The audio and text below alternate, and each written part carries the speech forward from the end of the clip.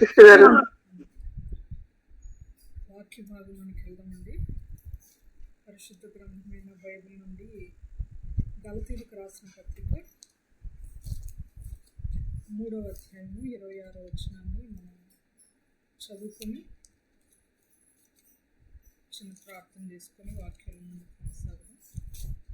గలతీయులకు రాసిన పత్రిక 3వ అధ్యాయము 26వ వచనం.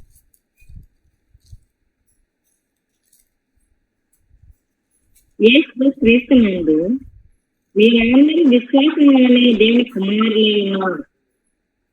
యేసుక్రీస్తునందు మీరందరూ విశ్వాసం వలన దేవుని కుమారులై. చిన్న ప్రార్థన చేసుకో. ప్రేమ నమ్మకం కలిగిన మా ప్రియపురులకు తండ్రి, ప్రభువా, మీ ఘనమైన నామానికి వందనాలైనా. ఇంతవరకు మీరెక్కల చాటున మమ్మల్ని క్షేమంగా భద్రపరిచినందుకు స్తోత్రములు చెల్లిస్తున్నాం అయ్యా. ఈ రాత్రి కాలం వేళ మీ సన్నిధిలో మేమంతా ఈ విధంగా చేరి మిమ్మల్ని కనపరచడానికి మీరు ఇచ్చిన గొప్ప భాగ్యాన్ని బట్టి మీకు స్తోత్రం.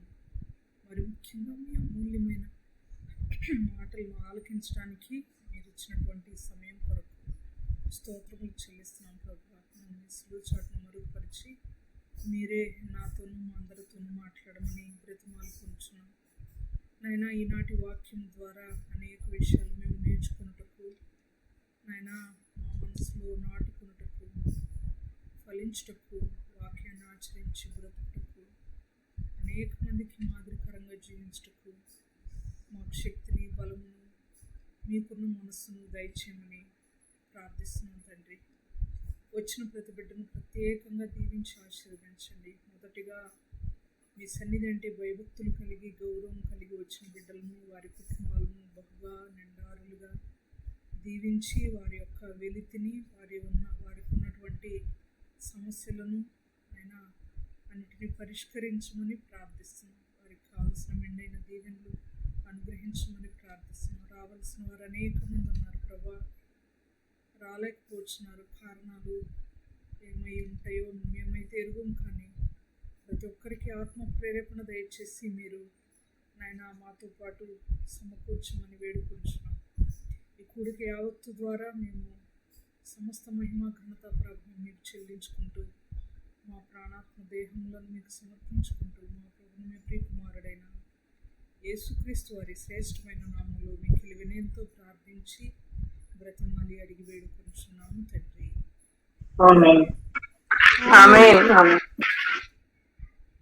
ప్రియులారా, గలతీ పత్రికను మనం ధ్యానం చేస్తా ఉన్నాం. గలతీ పత్రికలో ఎన్ని అధ్యాయాలు ఉన్నాయని మనం మాట్లాడుకున్నాం.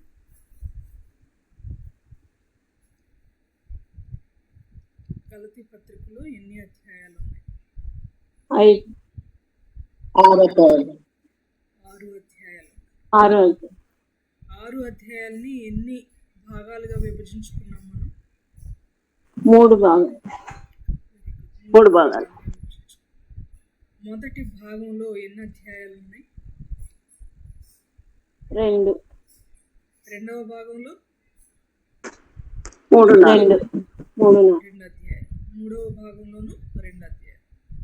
మొదటి భాగానికి మనం పెట్టుకున్నటువంటి పేరు ఏంటండి?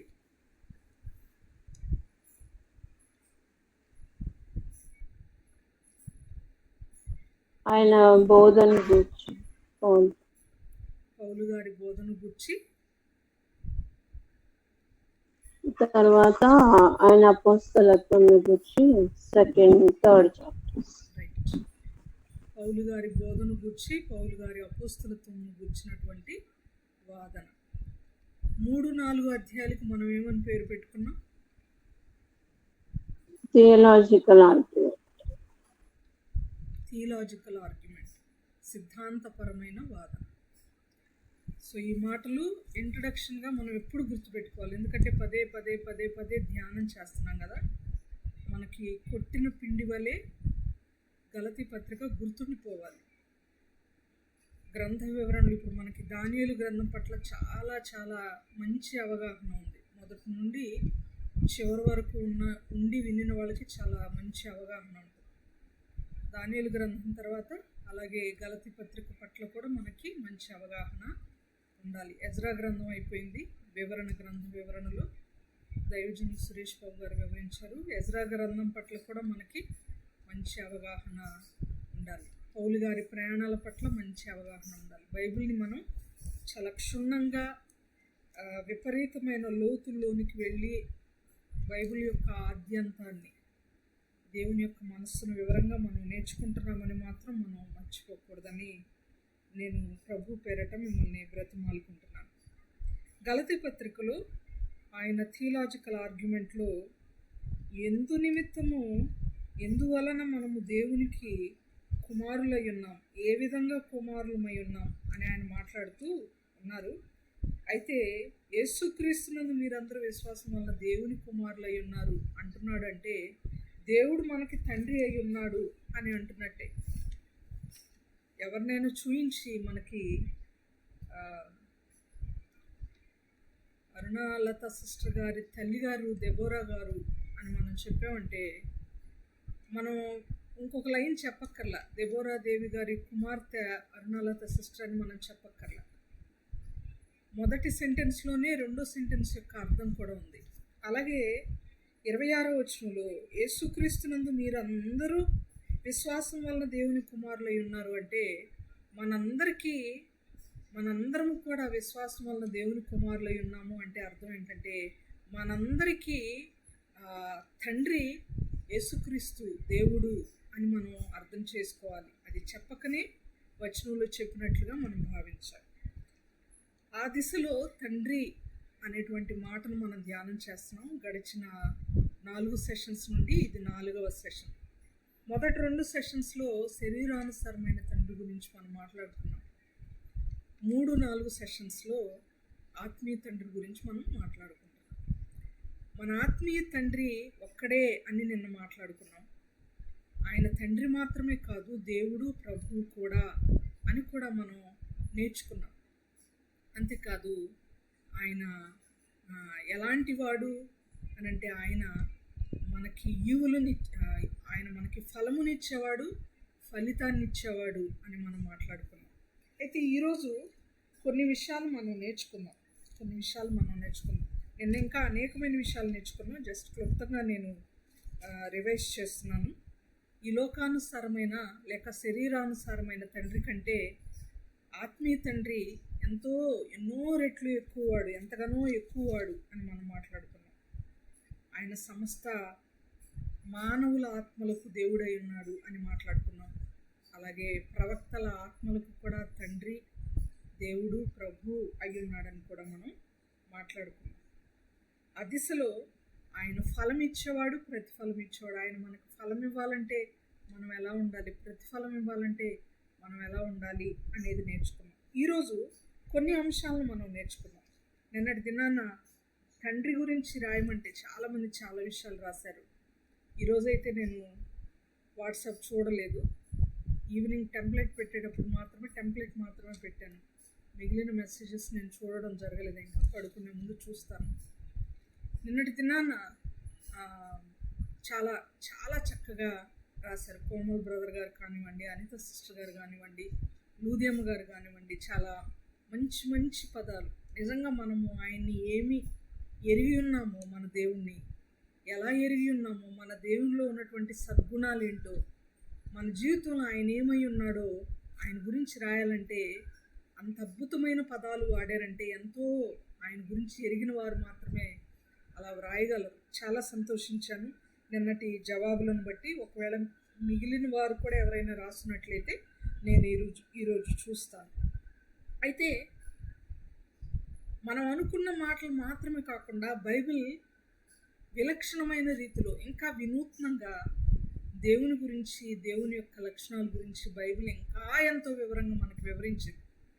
కాకపోతే ఏంటంటే రెగ్యులర్గా వాటిని మనం మెమరైజ్ చేయం కాబట్టి, జ్ఞాపకం తెచ్చుకుంటూ ఉండము, బైహార్ట్ చేయము, మనసులో గుర్తుపెట్టుకోము కాబట్టి అంతగా వాడట్లేదు మనం ఆ పదాలు. కరుణమయుడు, దయామయుడు అంటాం, ఆయన మన సృష్టికర్త అంటాం, సృష్టి నిర్మాణకుడు అని అంటాం, చాలా గొప్పవాడు, ఘనుడు, ఆశ్చర్యకర్త, సమాధానకర్త అంటాం. అంతకు మించి కూడా ఆయనలో ఎన్నో సద్గుణాలు ఉన్నాయండి. ఎంత గొప్పవాడు ఆయన, ఎంత గొప్పవాడంటే మన మాటలకు మన భాషకు అందినవాడు కాడు. ప్రపంచంలో లోకంలో ఉన్న ఏ భాష కూడా ఆయన గురించి పూర్తిగా వివరించలేదు. అయితే బైబిల్ వివరించింది ఆయన గురించి. బైబిల్ వివరించినటువంటి విషయాలలో కొన్ని విషయాలను ఈరోజు మనం చూద్దాం. ఆయనకున్నటువంటి పాయింట్స్లో ఒక పాయింట్ మాత్రమే మనం నేర్చుకున్నాం, ఫలం ఇచ్చేవాడు, ప్రతిఫలం ఇచ్చేవాడని. ఆయనకున్న గుణగణాలలో రెండవ పాయింట్ ఏంటంటే ఆయన అక్కరలెరిగినవాడు. ఎంత కన్నీళ్ళు వస్తాయంటే ఈ మాట తలుచుకుంటే. అక్కరలెరిగినవాడు, మన అక్కర, మన నీడ్, మనకేది అవసరమో అది ఆయనకు తెలుసు. ఈ లోకంలో ఉన్నటువంటి తండ్రికి కుమారుడు లేక కుమార్తె తనకి ఏవి అక్కరో చెబితే తెలుస్తుంది. డాడీ నాకు పెన్ కావాలి, నా పెన్లో ఇంక్ అయిపోయింది, రీఫిల్ అయిపోయింది, నాకు పెన్ కావాలి అంటేనే ఈ లోకంలో ఉన్నటువంటి డాడీ తీసుకురాగలడు. డాడీ నా నోట్బుక్స్ అయిపోయినాయి, నోట్బుక్స్ కావాలని అడిగితేనే ఈ లోకంలో ఉన్న శరీరానుసారమైన తండ్రి తీసుకురాగలడు. కానీ మనం అడగక మునిపే మనకు అవసరమైంది ఏంటో, అక్కర అయ్యున్నది ఏంటో దేవుడు ఎరిగినవాడుగా ఉన్నాడు. ఎంత గొప్ప విషయం, ఎంత గొప్ప విషయం కాకపోతే, మన అక్కర ఎంతగా ఎరిగినవాడు కాకపోతే, ఆలోచన చేస్తే, ఆది నుండి మనం ఆలోచన చేస్తే మనకు ఫ్రూట్స్ అవసరమని దేవునికి తెలుసు. మనం పుట్టకముందు, మన పితరులు పుట్టకముందు, మన పితరులు పుట్టకముందు, ఆదిలో ఉన్న మొట్టమొదటి మానవుడు ఆదాము గారు కూడా పుట్టక మునుపు మనకు అవసరమైనటువంటి ఫ్రూట్స్ను దేవుడు సృష్టించాడు, కలుగజేశాడు. మన అక్కర, మనకి నీళ్ళు అవసరమని ఆయనకు తెలుసు, సృష్టించాడు. వెలుతురు అవసరమని ఆయనకు తెలుసు, సృష్టించాడు. చేపలు అవసరమని ఆయనకు తెలుసు, నక్షత్రాలు అవసరమని ఆయనకు తెలుసు, సూర్యుడు, చంద్రుడు, సమస్తమును మన అక్కర నిమిత్తం, మన అవసరాల నిమిత్తం మనం జన్మించక ముందే కొన్ని వందల కోట్ల సంవత్సరాల క్రితం. భూమి ఎప్పుడు నిర్మించబడిందంటే కొన్ని బిలియన్ ఇయర్స్ క్రితం, 6.4 బిలియన్ ఇయర్స్ బ్యాక్ భూమి నిర్మించబడింది అని ఇంటర్నెట్ చెప్తుంది. వాటిని సంవత్సరాల్లోకి కన్వర్ట్ చేస్తే 1500 కోట్ల సంవత్సరాలు మనకు వస్తుంది. 1500 కోట్ల సంవత్సరాల కంటే కూడా ఎక్కువ. అలాంటి లాంగ్ జర్నీ కంటే ముందు దేవుడు మనకి అక్కరగా ఉన్న వాటిని సృష్టించాడు. అంటే ఎంత మన అక్కర ఎరిగిన వాడో దేవుడు. ఆలోచించండి ప్రియులారా. రెఫరెన్స్ చూద్దాం. మత్తయి సువార్త 6వ అధ్యాయము 8వ వచనం మొదటగా చదువుతాం. మత్తయి సువార్త 6వ అధ్యాయము 8వ వచనం.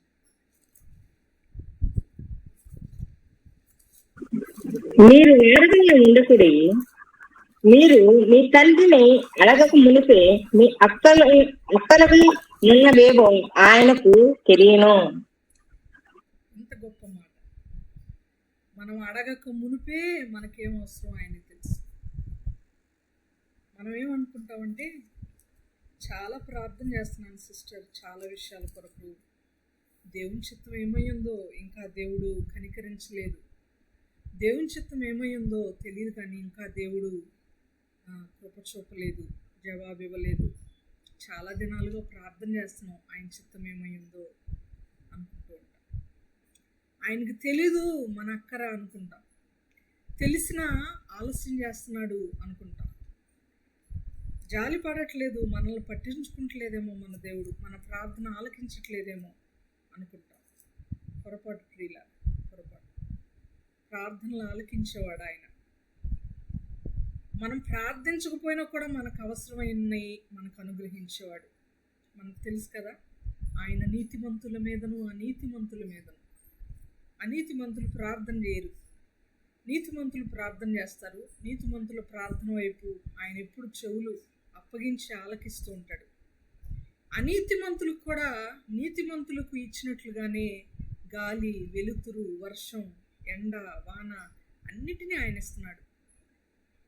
కాబట్టి అడిగితేనే ఇస్తాడు దేవుడు అనే మాట కూడా కరెక్టే, కానీ అడగకపోయినా కూడా మన అక్కర్లు ఎరిగి ఇచ్చేవాడు దేవుడు అని మనం నమ్మాలి, జ్ఞాపకం పెట్టుకోవాలి. ఒక్కొక్కసారి మనం అడగకపోయినా హఠాత్తుగా కొన్ని ఈవులు వస్తూ ఉంటాయి. వాటి గురించి అసలు దేవుణ్ణి ఎప్పుడు మనం ప్రార్థించి ఉన్నాం, కానీ చాలా సంతోషంలో దేవుడు మనల్ని ముంచెత్తేవాడుగా ఉంటాడు. కారణం ఏంటంటే అది మనకి ఎసెన్షియల్, మనకు అది నీడ్, అవసరత అని దేవుడు ఎరిగి మనకిస్తూ ఉంటాడు. అదే అధ్యాయంలో 32వ వచనం కూడా చూద్దామా? 6వ అధ్యాయము 32వ వచనం ప్లీజ్. కాబట్టి ఏమి తిందుమో, ఏమి త్రాగుదమో, ఏమి ధరించుకుందుమో అని చింతింపకుడి. అన్ని జనులు వీటి అన్నిటి విషయమై విచారింతురు. నెక్స్ట్ వచనం కూడా చదవండి. 32. ఇవి అన్నీ మీకు కావాలని మీ పరలోకపు తండ్రికి తెలియను. కాబట్టి చాలక్క, ఇవన్నీ మీకు కావాలనని మీ పరలోకపు తండ్రికి తెలియదు. ఏవన్నీ కావాలని? ఏవన్నీ కావాలని? ఏమి తినాలో, ఏమి త్రాగాలో, ఏమి ధరించుకోవాలో. Correct correct. మనము మన ఆహారం గురించి, మనకేం ఆహారం ఇవ్వాలో దేవునికి తెలుసు, మనం ఏం ధరించుకోవాలో దేవునికి తెలుసు, ఎక్కడ నివసించాలో మనం ఎక్కడ నివసించాలో దేవునికి తెలుసు. తగిన సమయం ముందు ఆయన మనకి అన్నీ అప్పగిస్తాడు, అన్నీ ఇస్తాడు, అన్నీ ప్రొవైడ్ చేస్తాడు. మనం ఓపికతో కనిపెట్టుకుని ఉండాలి. ఆయన చేయి చాచి మనకిచ్చేటప్పుడు వాటిని పొందుకునే అర్హత కలిగి, అణుకువ కలిగి, విధేయత కలిగి వాటిని పొందుకోవడానికి సంసిద్ధులంగా, అర్హులముగా మనం బ్రతుకుతూ నమ్మకస్తులంగా ఉండాలి. మనకేం కావాలో అవన్నీ ఆయనకి తెలుసు, అవన్నీ ఇస్తాడు. కానీ మనం ఏంటంటే ఎప్పుడు కూడా మనకు అది కావాలి ప్రభా, ఇది కావాలి ప్రభా, ఇది కావాలి, అది లేదు ప్రభా, ఇదివు ప్రభా, చాలా రోజులు గడుగుతున్నాం ప్రభా అని ఈ లోకంలో భౌతిక అవసరతల నిమిత్తం ఎక్కువగా ప్రార్థన చేస్తూ ఉంటాం. కానీ దేవుడు చెప్పింది ఏంటంటే అవన్నీ నాకు తెలుసు, నేను ఇస్తాను, ఎనీహౌ నేను ఇస్తాను. కానీ మీరు కొన్ని అడిగితే ఇస్తాను, కొన్ని మీరు డెఫినెట్గా చేయవలసినవి కొన్ని ఉన్నాయి. అవేంటంటే పరలోకమందున్న వాటి మీద మీరు మనసు పెట్టండి, పరలోకమందున్న వాటి మీద మనసు పెట్టండి. అన్నీ నేను ఇస్తానని చెప్తున్నాడు దేవుడు, అన్నీ నాకు తెలుసు అంటున్నాడు. అవన్నీ ఇవ్వాలి అంటే మనం ఒక పని చేయాలంటున్నాడు. దీన్ని కండిషనల్ ప్రామిస్ అంటాం. చివరి వచనంలో చూడండి, రేపటిని గూర్చి చింతింపకుడి, రేపటి దినము వాని సంగతులను గూర్చి చింతించును, ఏనాటి కీడు ఆనాటికి చాలును. 33వ వచనం, కాబట్టి మీరు ఆయన రాజ్యమును నీతిని మొదట వెదకుడి, అప్పుడు అవన్నీ మీకు అనుగ్రహింపబడు. మీకు అనుగ్రహింపబడాలంటే, మనకు అనుగ్రహింపబడాలంటే మనం చేయాల్సిన పని ఒకటి ఉంది అని దేవుడు చెప్తున్నాడు. మనం చేయాల్సిన పని ఒకటి ఉందని చెప్తున్నాడు. ఏంటంటే ఆయన రాజ్యమును, ఆయన నీతిని మొదట వెతకాలి. ఆయన రాజ్యాన్ని వెతకడం అంటే ఆయన మనస్సును వెతకడం, ఆయన పరిపాలనను వెతకడం, ఆయన స్థితిగతులను వెతకడం, ఆయన ఉనికిని కనుక్కోవడం, ఆచితూచి వెతకాలి వెతకాలి వెతకాలి. దేవుని వెతకువారు కలరేమో అని ఆకాశము నుండి దేవుడైన యెహోవా తేరి చూచుచున్నాడు. నన్ను వెతుకుతున్నారా నా బిడ్డలు? నన్ను కనిపెడతారా? నన్ను చేరుకుంటారా? నన్ను కనుక్కోగలరా అని ఆయన ఎప్పుడు తపిస్తూ ఉంటాడు మన కోసం. ఎప్పుడు నేను చెప్తూ ఉంటాను, చిన్న పిల్లాడికి గోరుముద్దలు తినిపించేటప్పుడు మన గ్రూప్లో కూడా చిన్న బాబు ఉన్నాడు, మాన్విష్. బహుశా అనిత సిస్టర్ గారు అన్నం తినిపించేటప్పుడు బహుశా ఇల్లంతా తిప్పిస్తూ ఉండొచ్చు. మన పిల్లలు అలా చేస్తారు కదా, చిన్నప్పుడు మన పిల్లలు కూడా అలా చేశారు. తినిపించేటప్పుడు మనల్ని ఆట పట్టించడానికి ఎక్కడెక్కడో దాక్కుంటారు, ఇంటి వెనక్కి వెళ్తారు, తలుపు చాటును ఉంటారు, బెడ్ కిందకి వెళ్తారు. మనం పిలిచి కేకలు పెట్టి వాళ్ళను వెతికి వెతికి తినిపించాలి వాళ్ళకి. కానీ తల్లి గనక బాగా తెలియగలిగి మనం వాళ్ళ వెంటబడి వాళ్ళని వెతికి టైం వేస్ట్ చేసుకోకుండా, మనం అలసిపోకుండా వాళ్ళకి తినిపించాలంటే తెలియగలిగిన తల్లులు చేసే పని ఏంటంటే, తల్లులే తలుపు చాటును దాక్కోవాలి. తల్లులే బిడ్డకి కనబడకుండా దాక్కుంటే ఆటోమేటిక్గా బిడ్డ దాక్కోకుండా, అనిత సిస్టర్ కనుక తలుపు చాటునుంటే మాన్విషే వెతుక్కుంటూ వస్తాడు. ఎక్కడుంది మా మమ్మీ, ఎక్కడుంది అమ్మ, నువ్వు ఎక్కడున్నావు అనుకుంటూ వచ్చి వాళ్ళ అమ్మను కనిపెట్టినప్పుడు, నేను మమ్మీని కనిపెట్టాను, ఎక్కడుంది, ఎక్కడున్నావా అని చాలా సంతోషిస్తాడు. ఆ సంతోషం బిడ్డకు మాత్రమే కాదు, తనను కనుగొనిన తల్లికి కూడా అదే సంతోషం.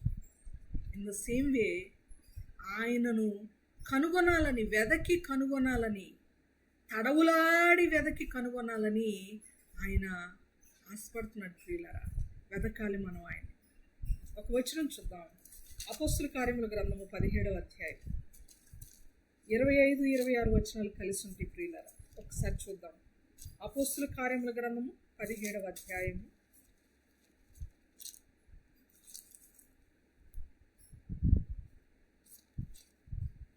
26-27 వచనాలు కలిసి ఉంటాయి. నేను చదువుతున్నా.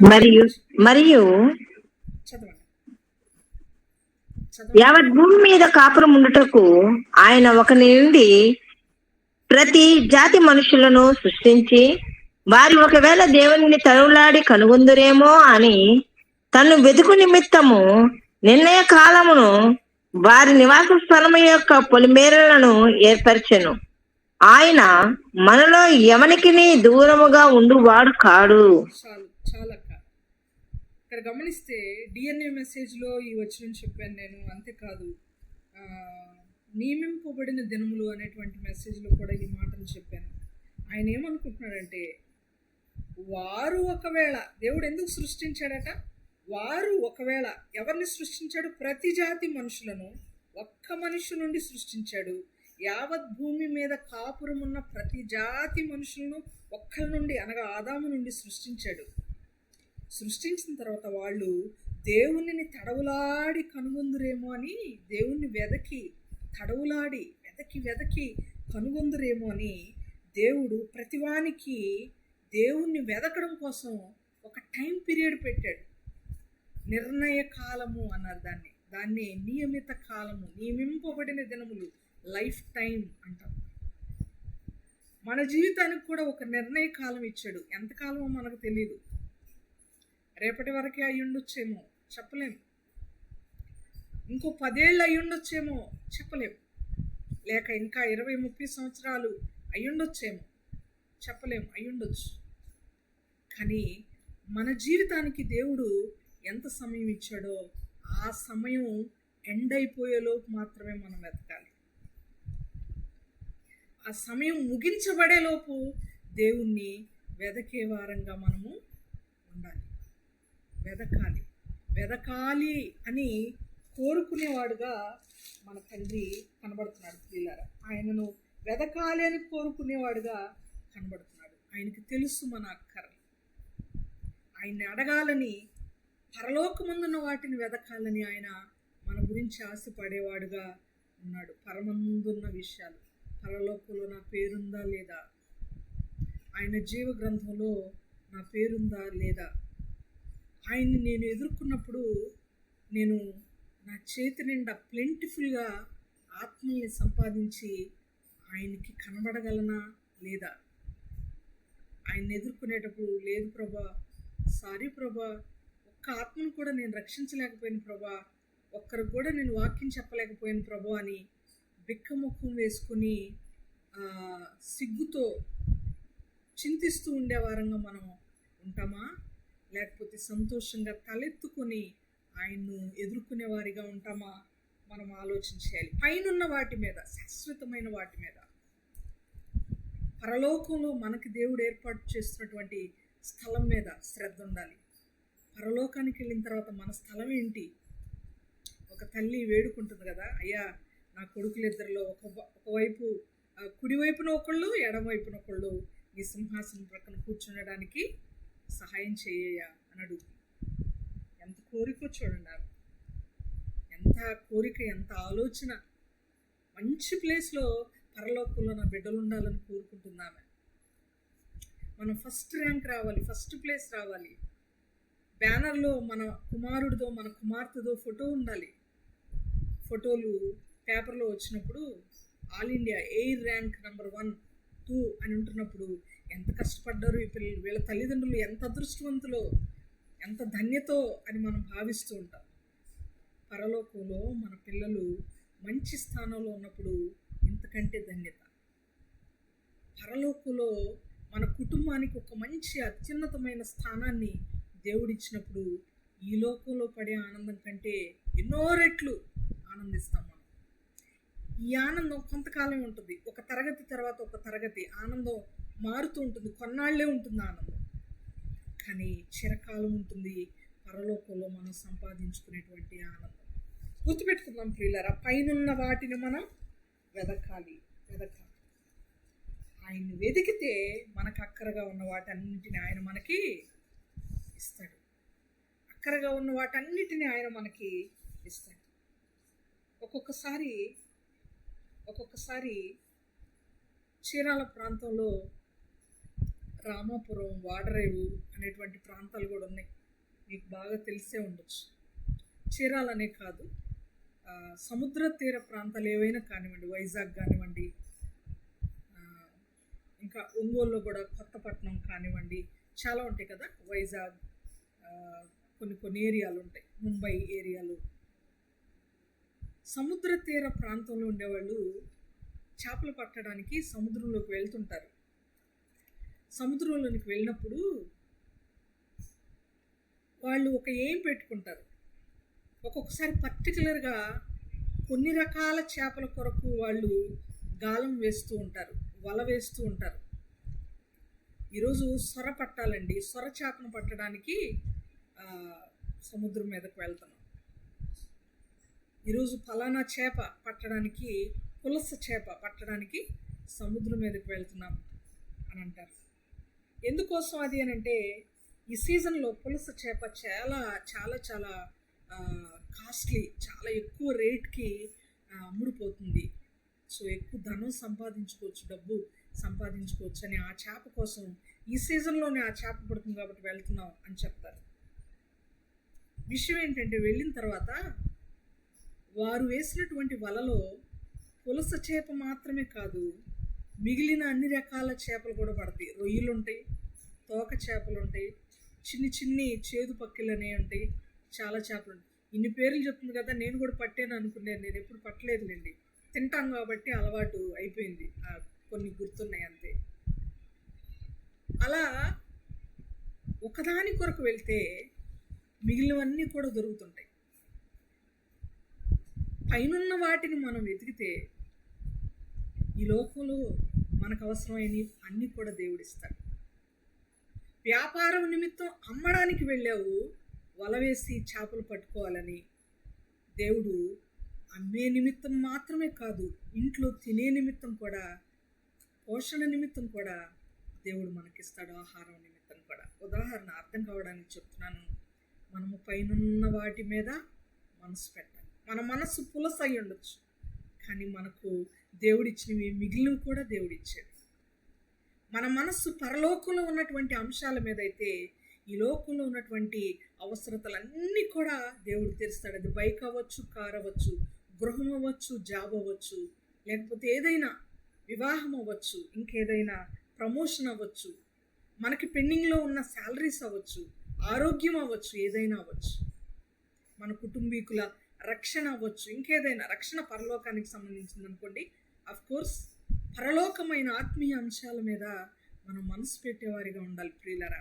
కానీ మానవులం, రక్తమాంసములు కలిగిన వారం కనుక ఎక్కువగా మనం శరీరమైన వాటి మీద దృష్టి ఉంచుతాం. కానీ వాటికంటే పరలోకమైన వాటి మీదే మనం దృష్టి పెట్టాలని, మిగిలినవి ఆటోమేటిక్గా దేవుడు మనకిస్తాడని దేవుడే వాక్యం ద్వారా మనకి జ్ఞాపకం చేస్తున్నాడు. ముందుకు వెళ్దాం. అక్కరలెరిగిన తండ్రి, మొదటి పాయింట్లో మనము ఫలం ఇచ్చేవాడు, ప్రతిఫలం ఇచ్చే తండ్రి అనుకున్నాం. రెండవ పాయింట్ మన అక్కరలెరిగిన తండ్రి అని మనం మాట్లాడుకున్నాం. మూడవ point very very important point, ఆయన క్షమించే తండ్రి. ఎలాంటి తండ్రి? క్షమించే తండ్రి. ఒకసారి ఆలోచించేద్దాం.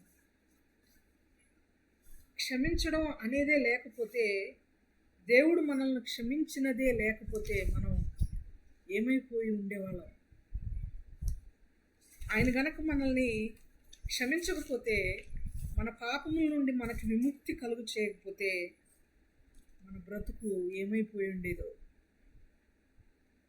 అధోపాతాళంలో ఉండేవాళ్ళం. ఆయన క్షమించే తండ్రిగా ఉన్నాడు. ఈ లోకంలో కొన్ని నేను అప్పుడప్పుడు యూట్యూబ్లో కొన్ని వీడియోస్ చూస్తాను. మొక్కల గురించి కానీ వంటల గురించి కానీ కొన్ని చూస్తుంటాను. ఒక సిస్టర్ అన్నీ చేస్తుంటారు. ఆవిడ వంటలు చేస్తారు, గార్డెనింగ్ గురించి చెప్తారు, ఇల్లు సర్దుకోవడం గురించి చూపిస్తూ ఉంటారు. ఆవిడ చెప్పేవారు, నా తండ్రి నాతో మాట్లాడరు. ఆల్మోస్ట్ 15 సంవత్సరాలైంది నా తండ్రి నాతో మాట్లాడక. ఎందుకంటే నా తండ్రి నేను చేసిన ఒక బిగ్గెస్ట్ మిస్టేక్ని బట్టి నా తండ్రి నాతో మాట్లాడటం మానేశారు అని చెప్పి బాధపడుతూ ఏడుస్తూ మాట్లాడుతూ ఉండేవారు. ఒకానొక దినాన ఆ వీడియోలో నేను మెసేజ్ కూడా చేశాను. నేను ప్రేయర్ చేస్తాను సిస్టర్, మీ తండ్రి మిమ్మల్ని క్షమించి ఎప్పట్లాగే మీతో మాట్లాడాలని నేను ప్రేయర్ చేస్తాను అని నేను మెసేజ్ పెట్టాను. థ్యాంక్ యూ అని రిప్లై కూడా ఇచ్చారు. నేను ఎందుకు ఈ మాటలు చెప్తున్నానంటే, ఈ లోకంలో ఉన్న తండ్రి ఒక్కొక్కసారి క్షమించలేని వాడుగా ఉంటాడు, కఠినుడుగా ఉంటాడు. అందరూ కాదు, కొంతమంది తండ్రులు ఎంత పెద్ద మిస్టేక్ చేసినా క్షమించే మంచి మనసు కలిగిన వారుగా ఉంటారు, క్షమించుటకు సిద్ధమైన మనసు కలిగిన వారుగా ఉంటారు. కొంతమంది తండ్రులు క్షమించడానికి ముందుకు రారు. ఎందుకో వాళ్ళ మనసు విరిగిపోయి ఉంటుంది. ప్రియుల, వాళ్ళలో ఏదో బాధ కూడగట్టుకొని ఉంటుంది. ఈ రాత్రి కాలము మనం జ్ఞాపకం చేసుకుందాం, మన తండ్రి క్షమించే తండ్రి. మన బిడ్డల పట్ల కూడా మనము క్షమించే మనసు కలిగి ఉండాలి. తెలిసి చేయనివ్వండి, తెలియక చేయనివ్వండి, మనం అన్నీ తెలియకే చేసామా? మనం చేసిన పాపములు, తప్పిదములు, దోషములు, మనము చేసిన అతిక్రమములు అన్నీ మనము తెలియక మాత్రమే చేసామా? మాట్లాడండి మీరు ఒకసారి, మీ వాయిస్ వినాలనుకుంటున్నాను నేను. మనందరం కూడా ప్రభు పట్ల, మన దేవుని పట్ల అన్ని మిస్టేక్స్ తెలియక పొరపాటును చేసామా? తెలిసి చేసినవి కూడా ఉండొచ్చా?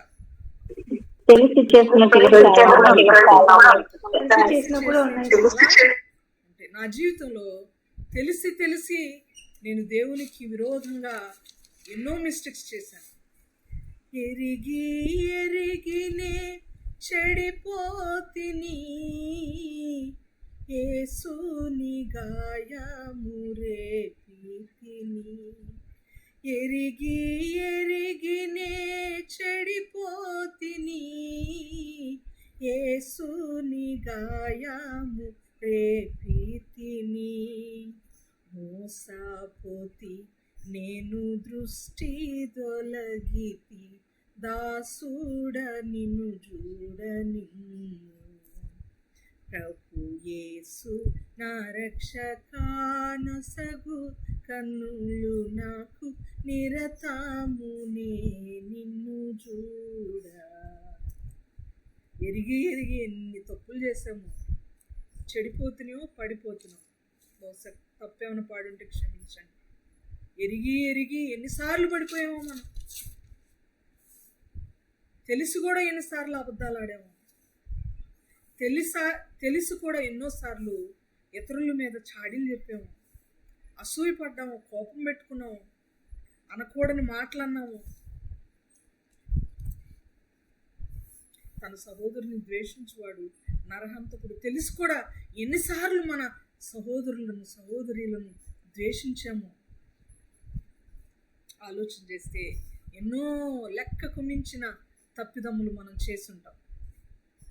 అయినా క్షమించాడు దేవుడు, అయినా క్షమించాడు.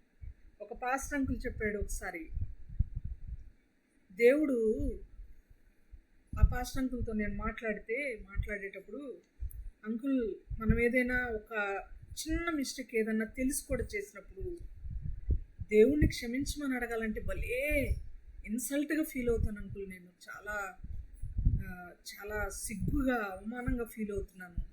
ఆయన క్షమిస్తున్నాడు, క్షమించాడని నాకు అర్థమవుతుంది. అర్థమైనా నేనెందుకు ఆ క్షమాపణను రిసీవ్ చేసుకోలేకపోతున్నాను. పదే పదే ఇట్స్ ఓకే అమ్మా, పర్వాలేదులే, పొరపాట్లు జరుగుతూ ఉంటాయి అని దేవుడు మరలా వెన్ను తట్టి మనల్ని లేపినప్పుడు చాలా అవమానకరంగా ఎన్నిసార్లు చెప్తాం సారీ దేవునికి? మనం ఎన్నిసార్లు క్షమించమని అడుగుతాం? ఎన్నిసార్లు సారీ అడుగుతాం దేవుణ్ణి?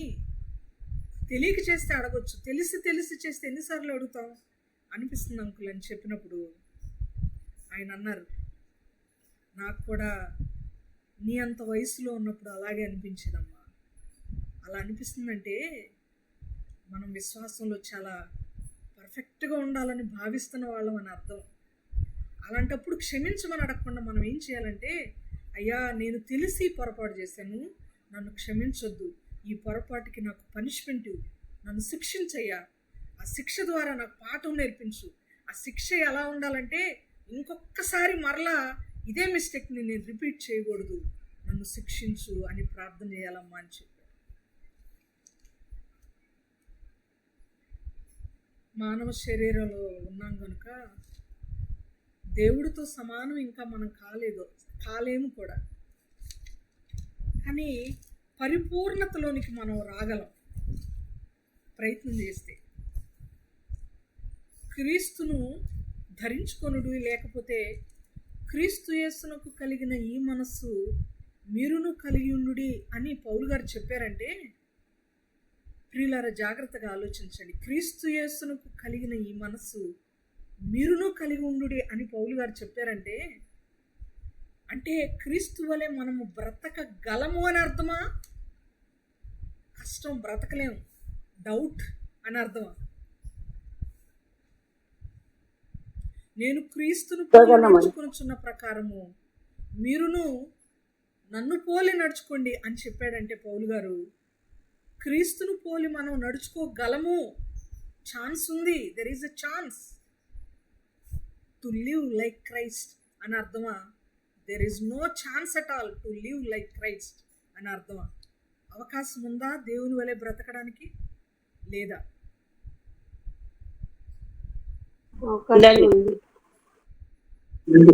అర్థం కాలేదు. బ్రతకగలమండి, ఉంది అవకాశం ఉంది, బ్రతకగలము మనం.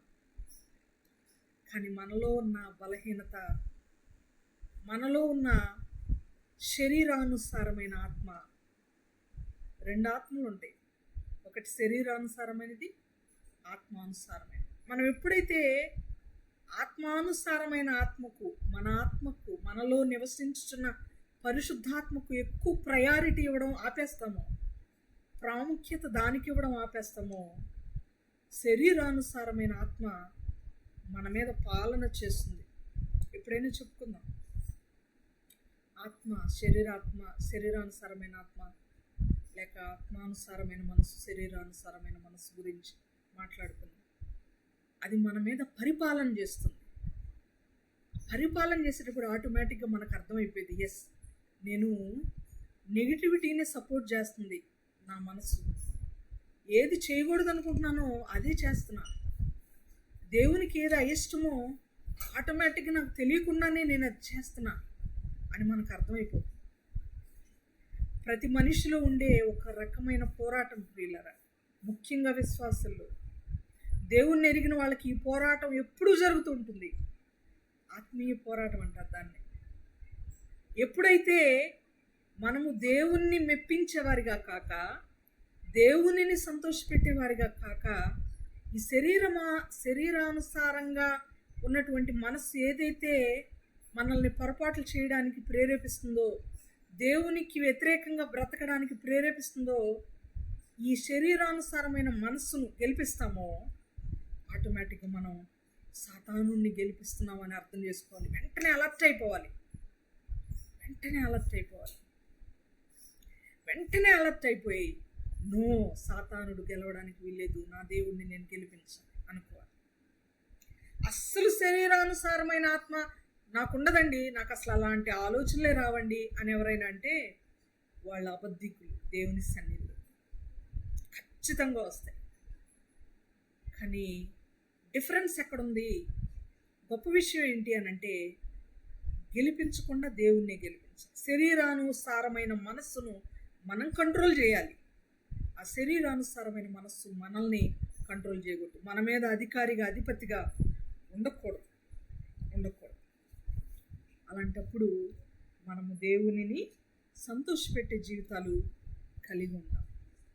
నేను ఎందుకు ఈ మాటలన్నీ ఇంత లైన్లోకి వచ్చానంటే మన దేవుడు క్షమించే దేవుడు. మన దేవుడు క్షమించే దేవుడు. ఈ లోకానుసారమైన తండ్రి కొన్నిసార్లు కఠినమైన వాడుగా, క్షమించలేని వాడుగా ఉంటాడు. కానీ బైబిల్ చెప్తున్న మాట ఏంటో తెలుసా? ఎవరైనా మనము క్షమించలేని వారుగా కనుక్కుంటే దేవుని పిల్లలు అవ్వడానికి అర్హులం కాదట. అటాగాదు, బైబిల్ చెప్తుంది అర్హులము కాదు. పరలోకముందున్న మన తండ్రి మనల్ని క్షమించాలంటే, ఆయన మన అపరాధాలని క్షమించాలంటే మన ఎడల అపరాధములు చేసిన వారిని కూడా మనము క్షమించాలి. వాక్యం చదువుదాం. 6వ అధ్యాయము మత్తయి సువార్త. అదే 6వ అధ్యాయంలో కొద్దిసేపు ఉందాం మనం. 6వ అధ్యాయం మత్తయి సువార్త 14వ వచనం.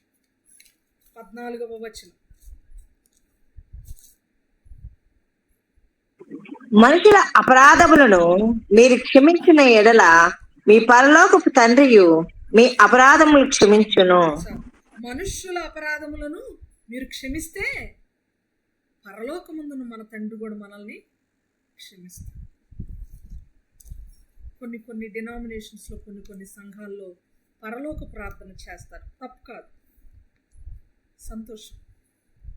పరలోక ప్రార్థన చేసేటప్పుడు అయ్యా మా ఎడల తప్పిదములు చేసిన వారు, మా ఎడల అపరాధములు చేసిన వారిని మేము క్షమించినలాగున మా అపరాధములను మీరు కూడా క్షమించండి.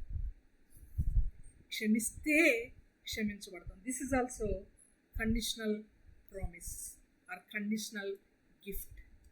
దేవుడు మనల్ని క్షమించాలంటే ఖచ్చితంగా మనం ఇతరులను క్షమించాలి. క్షమించగలుగుతున్నామా మనం? ఎవరైనా మన హృదయంలో మెదులుతున్నారా?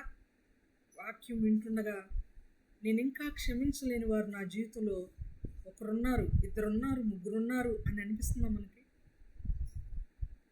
నేను ఎవరినైనా క్షమిస్తాను కానీ వీళ్ళని మాత్రం క్షమించను, ఇతనిని మాత్రం, ఈమెను మాత్రం క్షమించునని ఎవరైనా మనకి జ్ఞాపకం వస్తుంటే తక్షణమే ప్రియులరా, తక్షణమే క్షమించాలి. క్షమించకుండా, ప్రేమించకుండా మేము క్రైస్తవులం అని దయచేసి మనం ఎవరం కూడా చెప్పకూడదు. క్షమించకుండా, ప్రేమించకుండా, ప్రేమ క్షమ లేనివాడు క్రైస్తవుడే కాడు, క్రీస్తు దాసుడు కాడు, క్రీస్తు బిడ్డ కాడు. క్షమించాలి. ఎలా క్షమించాలి?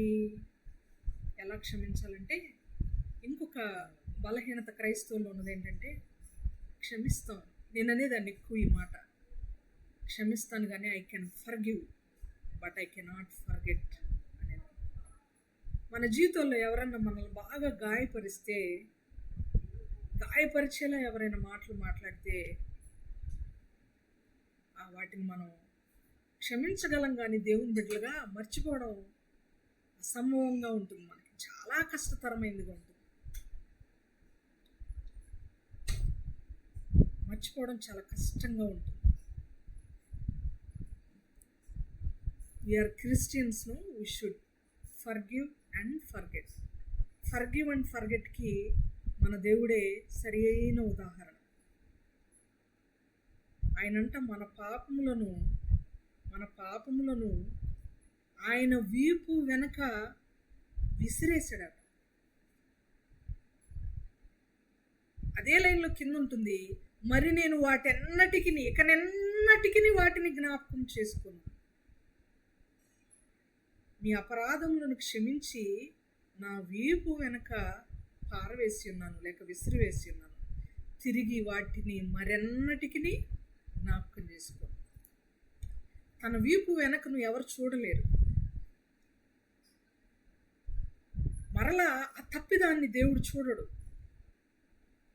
రక్షింపబడక మునుపు ఎన్నో పొరపాట్లు చేసిన వాళ్ళం, పాపం అనే బురదలో కొట్టుమిట్టాడుతున్నటువంటి వాళ్ళము, దేవునికి అయిష్టమైన జీవితంలో ఉన్నవాళ్ళము, లోకానుసారమైన జీవితంలో ఉన్నవాళ్ళము, సాతానుకు ఇష్టలంగా బ్రతికిన వాళ్ళం, సాతాను సంబంధులంగా బ్రతికిన వాళ్ళం, సాతానును గెలిపించే వాళ్ళం.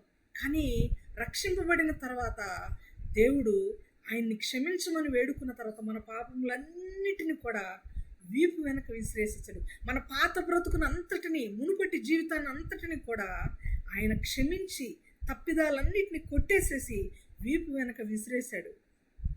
ఇక మరలా నువ్వు ఆనాడు అలా చేసావు, ఫలానా రోజు ఫలానా తారీఖున ఫలానా మీటింగ్లో నువ్వు ఇలా చేసావు, ఫలానా ఊర్లో నువ్వు ఈ తప్పు చేసావు, ఆ తప్పు చేసావు, ఫలానా వ్యక్తిని ఎలా అన్నావు, కొట్టావు, తిట్టావు, ఇవన్నీ దేవుడు తవ్వుకుంటూ వెళ్ళడు. అది మానవ లక్షణం. మానవులు తవ్వుతూనే ఉంటారు బ్రతికున్నంత కాలం. అంటే దాని అర్థం ఏంటంటే క్షమించవు కానీ మర్చిపోలేదన్నమాట. వాళ్ళు చేసిన తప్పిదమును నీ పట్ల, మన పట్ల వారు చేసిన తప్పిదమును మనం మర్చిపోలేదన్నమాట. మర్చిపోలేదంటే అర్థం ఏంటో తెలుసా? నువ్వు క్షమించిన విధానంలో సంపూర్ణత లేదు. నేను క్షమించాను అనుకుంటున్నాను కానీ దానిలో సంపూర్ణత లేదని అర్థం. ప్రియులారా, మనం ఏదైనా కాఫీ, టీ మరకలు నేల మీద పడినప్పుడు స్టిక్కీగా అతుక్కుంటూ ఉంటుంది. వెంటనే డెటాల్ వాటర్ వేసి, లేకపోతే నార్మల్ వాటర్ అయినా వేసి వెంటనే ఒక బట్టతో క్లీన్ చేసి ఆ బట్టను తీసి దూరంగా చేసేస్తాం. క్లీన్ చేసి లేకపోతే ఆరేస్తాం. ఇంకా అది వేస్ట్ క్లాత్ అనుకుంటే దాన్ని చుట్టేసి డస్ట్బిన్లో వేసేస్తాం. వేసేసిన తర్వాత మరలా ఒకసారి దాన్ని చూద్దాం, అసలు ఆ వేస్ట్ క్లాత్కి ఆ మరక ఎలా అయిందో ఒకసారి చూద్దామని రేపో ఎల్లుండో కొన్ని రోజుల తర్వాత మళ్ళీ ఆ వేస్ట్ క్లాత్ని మనం ముట్టుకుంటామా?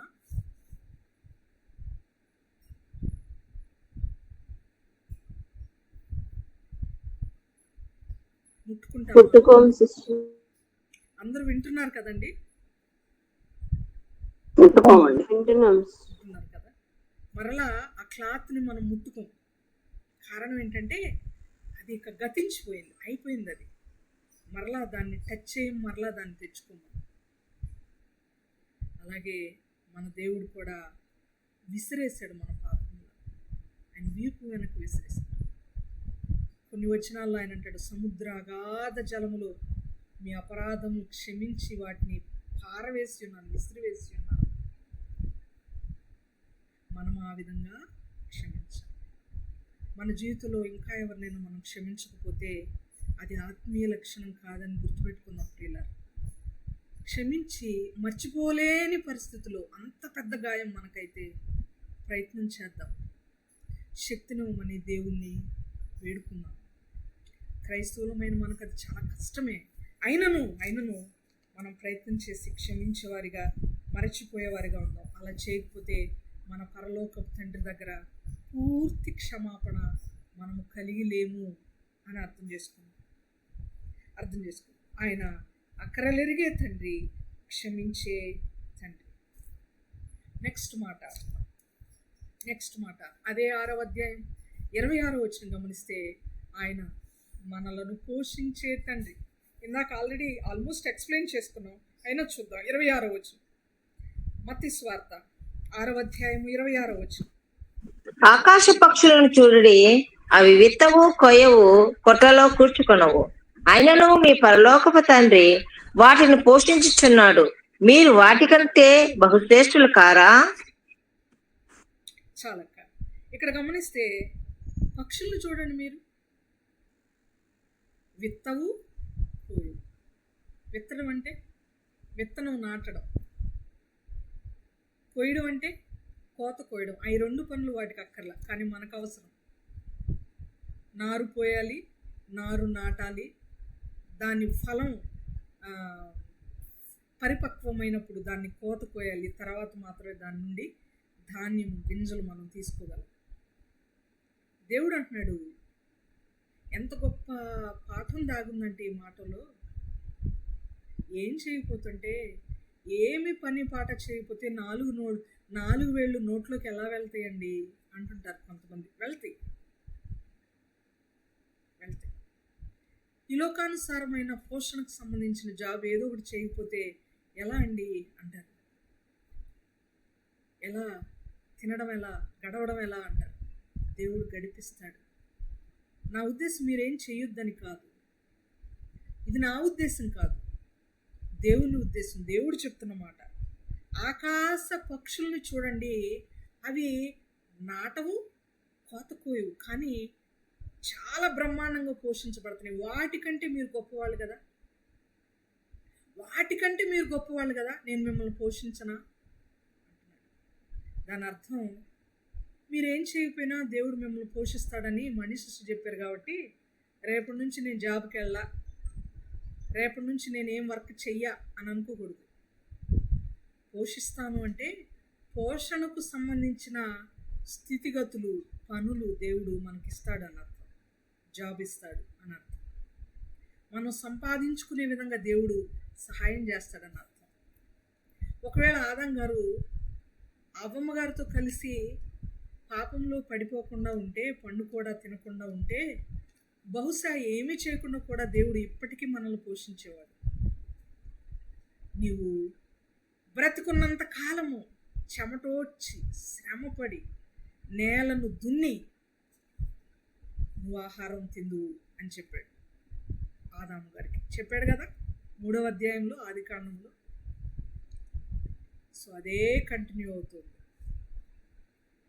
ఆదాము గారు ఆ మిస్టేక్ చేయకపోతే బహుశా వితౌట్ డూయింగ్ ఎనీథింగ్ మనల్ని దేవుడు చాలా చక్కగా పోషిస్తూ ఉండేవాడు. ఇప్పుడైనా మనల్ని పోషిస్తున్నాడు ఆయన.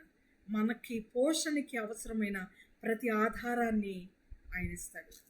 ప్రతి ఆధారాన్ని ఆయన ఇస్తాడు. మనలను ఈయన పోషించే తండ్రి. అద్భుతమైన మాటలు ఉన్నాయి దీనికి రిలేటెడ్గా. తన జనులు నిద్రించుచుండగా దేవుడు యెహోవా వారికి అనుగ్రహించు. అడగక మునుపే అక్కరగా ఉన్నవి ఆయన దయచేస్తాడు. నిద్రిస్తూ ఉండగా మనకు కావాల్సినవి ఆయన ప్రిపేర్ చేసి మనకు అందిస్తాడు, ప్రొవైడ్ చేస్తాడు. ఎంత గొప్ప దేవుడు. ధైర్యంగా ఉందాం.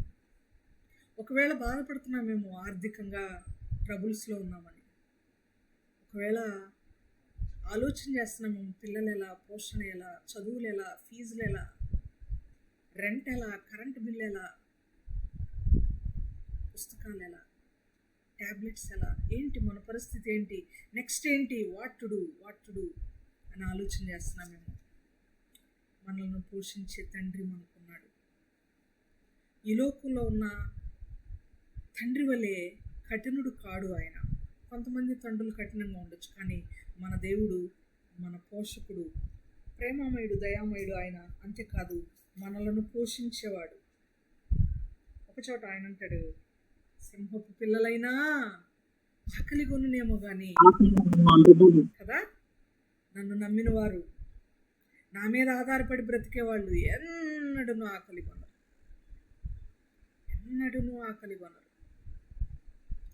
కరోనాలో చాలామందికి శాలరీస్ లేవు.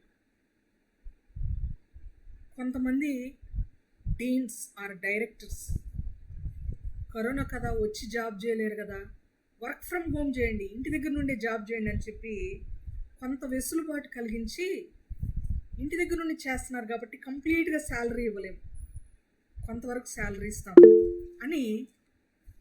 అక్క చెప్పండి అక్క. నాకు 7 months శాలరీ లేదు, ఆయన బహుగా పోషిస్తున్నాడు.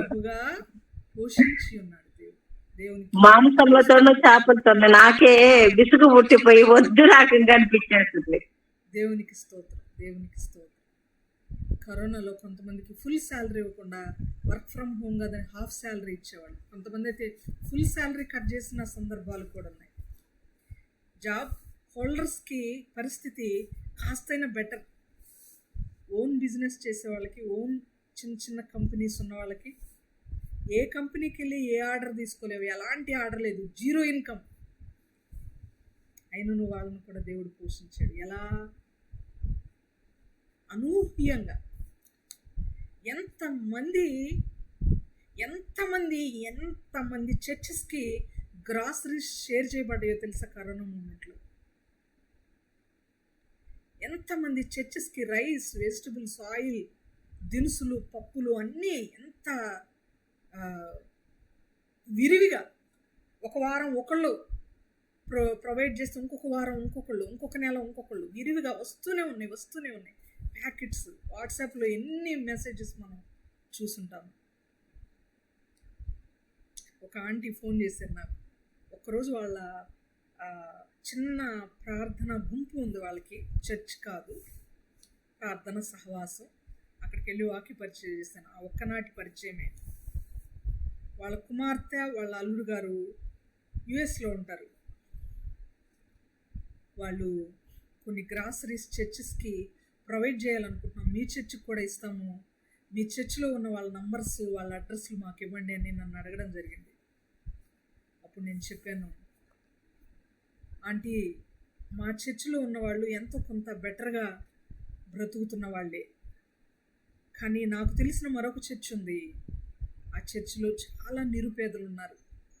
రోజు కూలి పని చేసుకొని ఆహారాన్ని సమకూర్చుకునే వాళ్ళు నిరుపేదలు ఉన్నారు. నేను ఆ చర్చి పాస్టర్ గారి నంబర్ ఇస్తాను, వీలైతే మీరు ఆ చర్చిలో ఉన్న వాళ్ళకి మాకిచ్చే గ్రాసరీని కూడా మీరు అక్కడ ఇవ్వండి అని చెప్పడం జరిగింది. ఆ చర్చి పాస్టర్ గారి నంబర్ ఇవ్వడం జరిగింది. వాళ్ళు అక్కడ గ్రాసరీ ఇవ్వడం జరిగింది. ఎంతోమంది ఎన్నో విధాలుగా షేర్ చేశారు. ఆ విధంగా సహాయాన్ని, హెల్ప్ చేశారు. దేవుడే చేయించాడు, దేవుడే పోషించాడు. ఎంత చక్కగా పోషించేవాడయ్య అంటే మామూలుగా పోషించే దేవుడు కాదండి. ఆయన అద్భుత రీతిలో పోషించేవాడు. ఇప్పటికి మా పిల్లలు అంటుంటారు, మమ్మీ కరోనాలో ఉన్నప్పుడల్లా అసలు ఎక్కువ మటన్ మనం తిన్నామంటే కరోనాలో గుర్తు తెచ్చుకుంటారు. ఇంట్లో ఉండడం, మాట్లాడితే నాన్ వెజ్ తెచ్చుకోవడం, వండుకోవడం, తినడం. ఇదే వండుకోవడం, తినడం, ఇంట్లో ఉండడం, ఇదే జరిగింది కరోనా సీజన్ అంతా. అంత చక్కగా పోషిస్తాడు మన తండ్రి. మర్చిపోవద్దు ఆయన చేసిన మేలులను. ఆయన చేసే అద్భుత కార్యాలు కంటికి కనబడవు, చెవికి వినబడవు, హృదయానికి గోచరం. ఆయన మనల్ని ఖచ్చితంగా పోషిస్తాడు. నమ్మాలి మనం.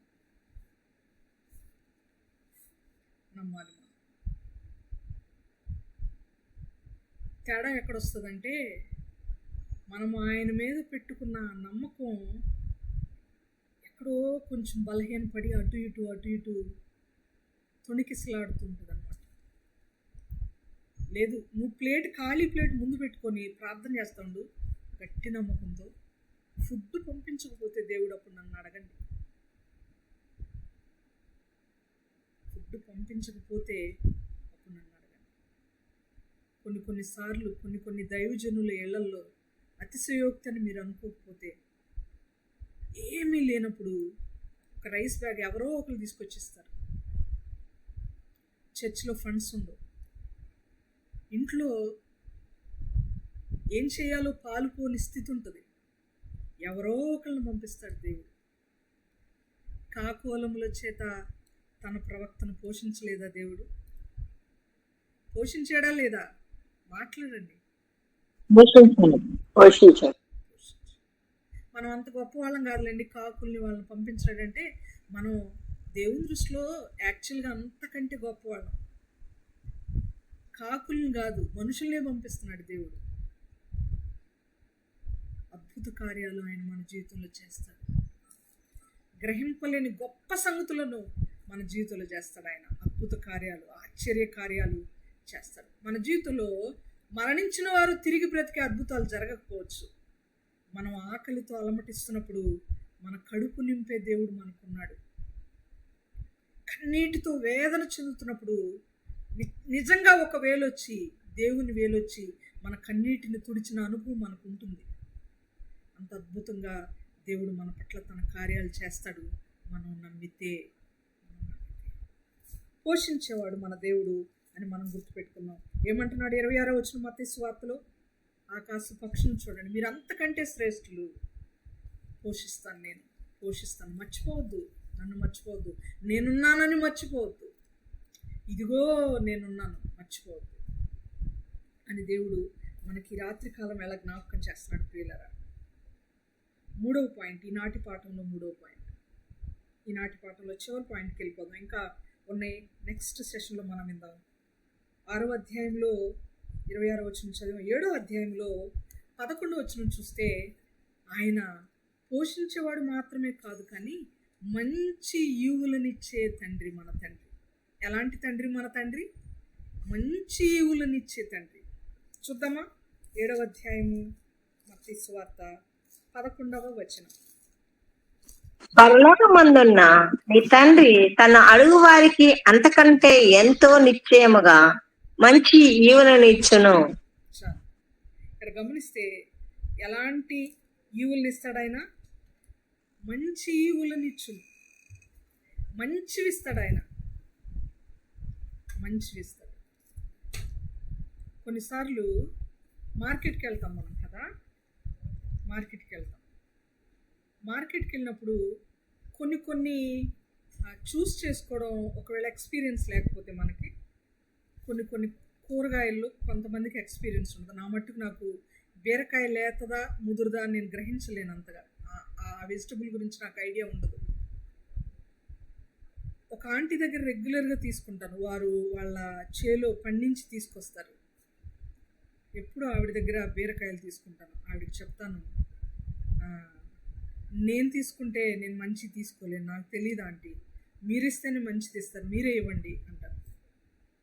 నేను తీసుకుంటే ఒక అరకిలో బీరకాయ తీసుకోవాలనుకుంటే కరెక్ట్గా 500 గ్రాములు 520 గ్రాములు ఉండే సైజులో ఉన్నటువంటి వాటిని ఏరి తీసుకునేదాన్ని. ఆమె ఇస్తే 580 గ్రాములు, ఆల్మోస్ట్ 600 ఉన్నా కూడా ఇచ్చేస్తున్నాను. ఇచ్చేసి తర్వాత ఆ బీరకాయలతో పాటు విరిగిన ముక్కలు ఉంటాయి, ఎవరు కొనరేమోనని సపరేట్గా ఉంచుతుంది. వాటిలో మరలా 2-3 ఎక్స్ట్రా వేస్తుంది. మంచి ఈవులను ఇచ్చే దేవుడు. వాళ్ళకి తెలిస్తే ఏది మంచో ఏది చెడో తెలిసిన వాళ్ళు బెటర్గా ఇస్తారు. మన తల్లిదండ్రులు మన జీవితంలో కూడా గుర్తుపెట్టుకోవాలి. మనము మన గురించి ఆలోచించేదానికంటే మన తండ్రి మన తల్లి మన గురించి చాలా గొప్పగా ఆలోచన చేస్తారు.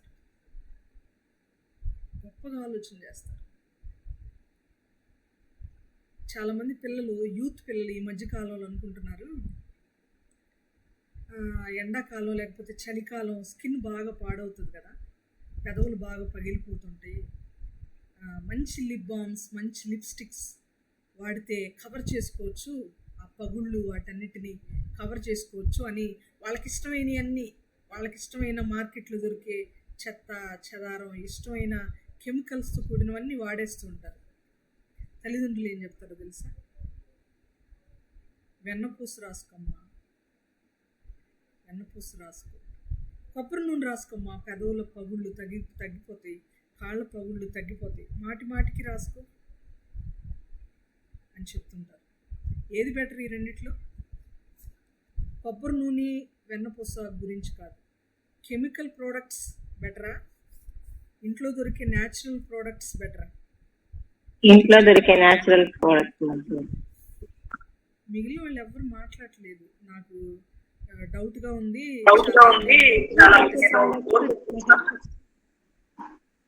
Natural products better. న్యాచురల్గా చాలా సిస్టర్, మన న్యాచురల్ ప్రోడక్ట్స్ మంచివండి. మంచిది. తల్లిదండ్రులు ఎప్పుడు మనకి మంచి మంచి మంచి మంచి బెటర్ బెస్ట్ ప్రొవైడ్ చేస్తారు. ఈ లోకంలో ఉన్న తల్లిదండ్రులే బెస్ట్ సజెషన్ బెస్ట్ ఇస్తే, పరలోకం ఉన్న తండ్రి అంతకంటే ది బెస్ట్ తండ్రి. ఆయన ఎప్పుడు మనకి ది బెస్ట్ ఇస్తాడు. దేని గురించైనా నువ్వు వెయిట్ చేస్తున్నామేమో, లేట్ అవుతుందేమో, లేటుగా ఇచ్చిన దేవుడు చాలా శ్రేష్టమైన ఈవులను ఇస్తాడని మనం మర్చిపోకూడదు. మనకు అవసరమైనవి, ఖచ్చితంగా మనకి సూటబుల్గా ఉండేవి, ఖచ్చితంగా మనకి యూస్ఫుల్గా ఉండేవి మనం కోరుకున్న కంటే అత్యున్నతమైనవి దేవుడు మనకి ఇచ్చేవాడుగా ఉన్నాడు. మంచి ఈవులను ఇచ్చే తండ్రి మన దేవుడు అని మనం గుర్తుపెట్టుకున్నాం. ఇంకా ఒక 5 నిమిషాల సమయం ఉంది కాబట్టి ఇంకొక పాయింట్ కూడా చెప్పాలనుకుంటున్నాను. చాలా స్పెసిఫిక్ పాయింట్ ఇది. మన పరలోకంలో ఉన్న తండ్రి ఎవరు నిన్న రాసిన జవాబులు ఎవరు చెప్పలేదు. జస్ట్ ఎక్స్పెక్ట్ చేశాను నేను.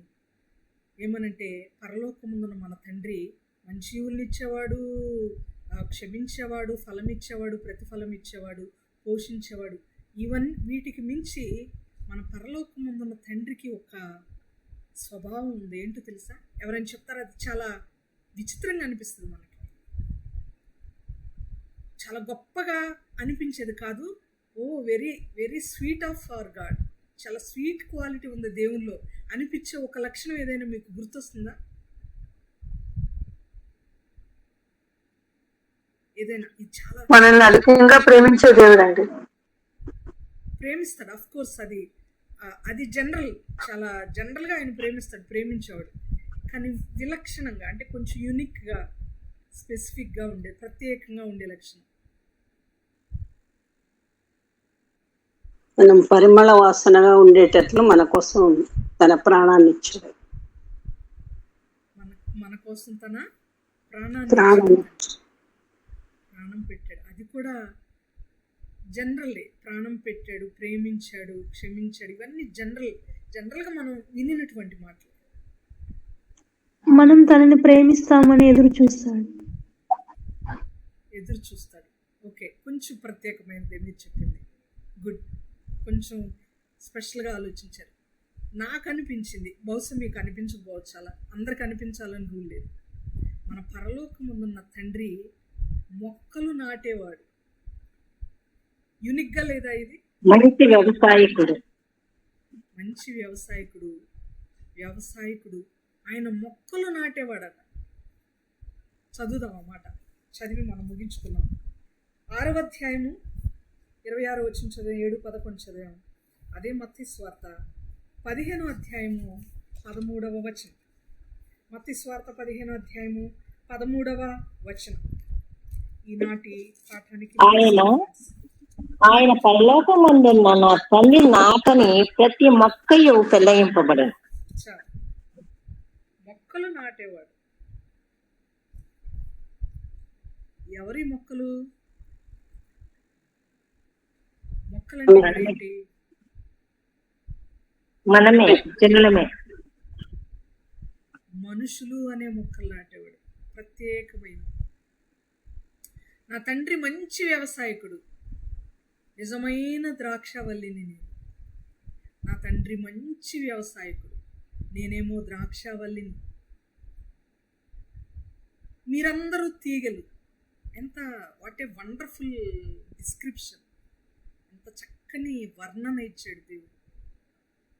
నాలో ఉంటేనే, నాకు అంటుకట్టబడి ఉంటేనే, నన్ను ఆనుకొని ఉంటేనే, నాలో ఉంటేనే, నాలో ఉన్న సారమంతా మీలో కూడా, తీగలైన మీలో కూడా ప్రవహిస్తూ ఉంటేనే మీరు ఫలిస్తారు, లేకపోతే ఫలించరు.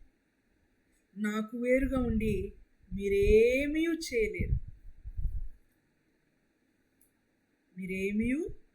చేయలేరు. మొక్కని ఊహించుకోండి మీరు. ఆ మొక్కలో ఉన్నటువంటి పచ్చని పత్రహరితమైనటువంటి ఆ సారము ఆకులకి, తీగలకి, పువ్వులకి అన్నిటికీ ప్రవహించకపోతే, అన్నిటికీ వెళ్తూ ఉండకపోతే ఆ మొక్క ఫలించదు. పూత రాదు, పిందె రాదు, కాయలు రావాలి అంటే కంపల్సరిగా ప్రతి చోటకి మొక్కలో ఉన్న సారము వేళ్ళు మొదలుకొని చివరి వరకు ఉండాలి. ఒక చిన్న తీగను తుంచి పక్కన పెట్టండి, అదే చెట్టులో లేక కుండీలో, ఆ పాట్లో పక్కన పెట్టండి. మిగిలిన కొన్ని దినాల తర్వాత, 2-3 నెలల తర్వాత ఫలించిన ఈ మొక్కను చూడండి, పక్కన పెట్టిన ఆ తీగను చూడండి. ఆ పక్కన పెట్టిన తీగకు ఏమైనా ఫ్రూట్స్ ఉంటాయా? పండ్లు కానీ, పిందెలు కానీ ఏమైనా ఉంటుందా?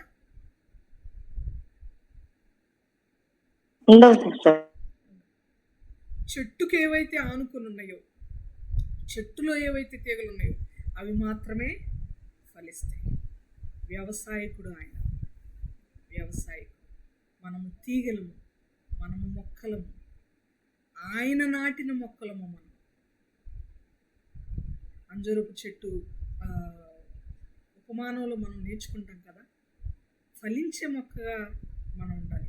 కీర్తన గ్రంథం 1వ అధ్యాయంలో కూడా నీటి ఓరను నాటబడినదై ఆకు వాడక తన కాలమందు ఫలమిచ్చే చెట్టు వలె ఉండేది. థ్యాంక్స్ అక్క. తన కాలమందు ఫలమిచ్చు చెట్టు వలె. మనము చెట్లతో మనం పోల్చబడ్డాం. మనలను నాటినవాడు మన తండ్రి, మానవ మొక్కలను నాటిన పరమ తండ్రి అని. మొక్కలు నాటే తండ్రి.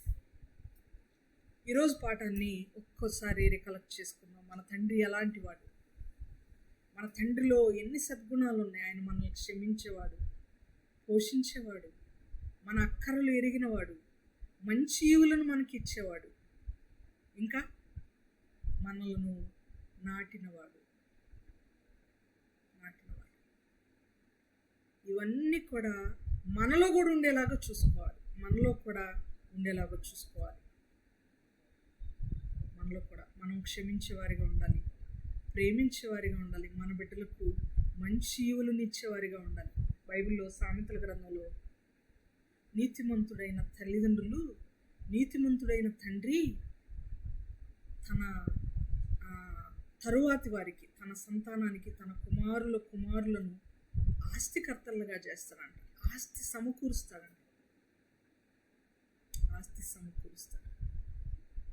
మన తండ్రి ఆల్రెడీ మన పరలోకంలో మన కోసం స్థలం సిద్ధపాటు చేస్తున్నాడు. ఆయన మనకి ఇవ్వబోయే ఆస్తి మనకి నిత్య జీవితం. మన పిల్లలకి మనం ఎలాంటి ఆస్తులు సమకూరుస్తున్నాం? ఈ లోకంలో ఆస్తులు సమకూర్చలేకపోయినా పర్వాలేదు, తల్లిదండ్రులు సమకూరుస్తారు. వాళ్ళకి సమయం వచ్చినప్పుడు, వాళ్ళు ఇవ్వాలనుకున్నప్పుడు ఖచ్చితంగా తల్లిదండ్రులు వాళ్ళు సంపాదించినంత బిడ్డలకే ఇస్తారు.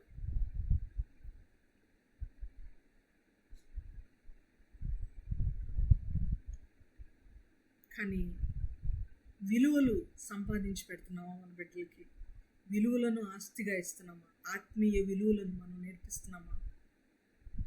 లైఫ్ ఎథిక్స్ మనం నేర్పిస్తున్నామా? మనం ఆలోచన చేయాలి ప్రియులారా.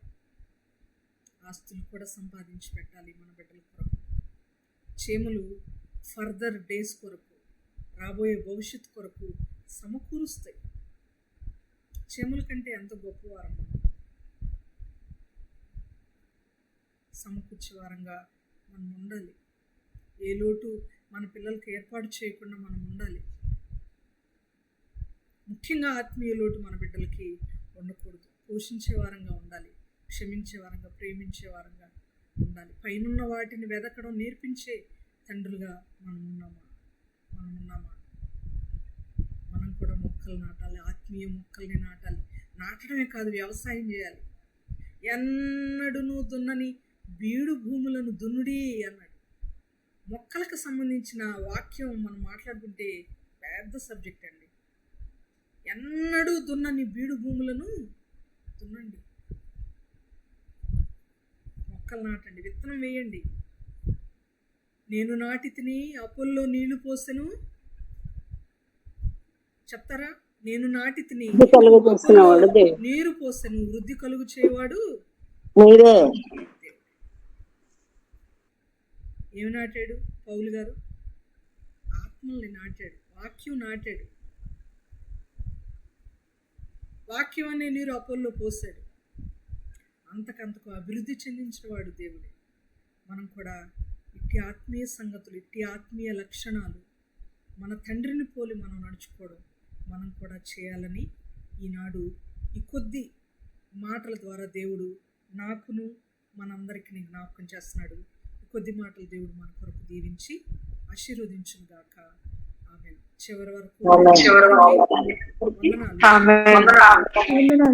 ప్రేరేపించబడిన వారు ఎవరైనా ఒకరు చిన్న ప్రార్థన చేస్తే మనము ఆశీర్వాదంతో ఈనాటి కూడికను ముగించుకొని సెలవు తీసుకుందాం. ప్రేరేపించబడిన వారు ప్రార్థించండి అనగానే దయచేసి ఎక్కువ టైం తీసుకోకుండా